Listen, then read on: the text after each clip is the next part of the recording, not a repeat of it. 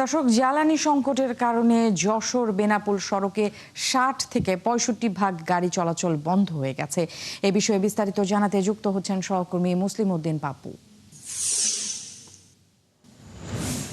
পাপু, একটু জানতে চাই, ৬০ থেকে ৬৫% গাড়ি চলাচল যেহেতু বন্ধ হয়ে গেছে, সেখানটাতে আসলে জ্বালানি সংকট কি পর্যায়ে পৌঁছেছে এবং এ বিষয়ে পরিবহন চালক ও সংশ্লিষ্টরা কি বলছেন?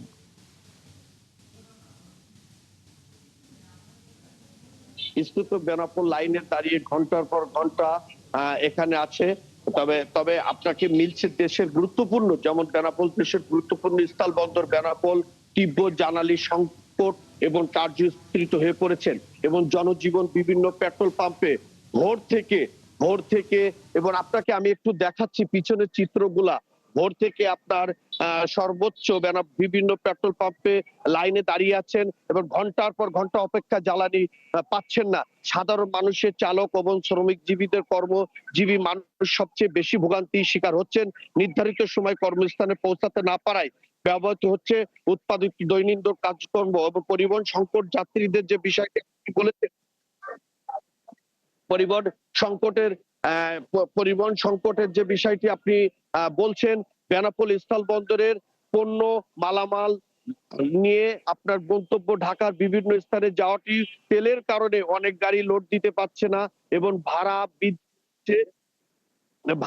ভাড়া বৃদ্ধি হচ্ছে ভাড়া বৃদ্ধি হচ্ছে এবং আপনার দেখা যাচ্ছে একটি একটি ট্রাকে পরিপূর্ণ তেল দিতে পারছে না। যাত্রীবাহী বাসগুলার কথা বলছি, এখানে যেমন বেনাপোলে বিভিন্ন সমিতি আছে। যশোর জেলা মিনিবাস বাস মালিক সমিতি আছে, যশোর আইডিবিএস সমিতি আছে, যশোর বাস মালিক সমিতি আছে, সীমান্ত পরিবহন মালিক সমিতি আছে। 4টি সমিতি, বিভিন্ন গাড়ি আপনার দেখা যাচ্ছে তেলের অভাবে টিপ যেতে পারছে না। এক একটি সমিতির টিপ 60টি করে, সেখানে তাদের 30টা টিপ হয়ে গেছে।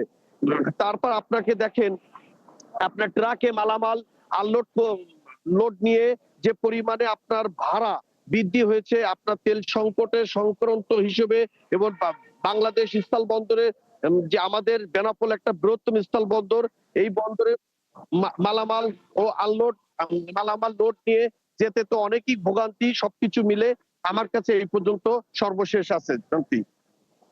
পাপু, আপনাকে ধন্যবাদ। দর্শক, পাপু আমাদেরকে বেনাপোল থেকে জ্বালানি সংকটের বিস্তারিত জানাচ্ছিল।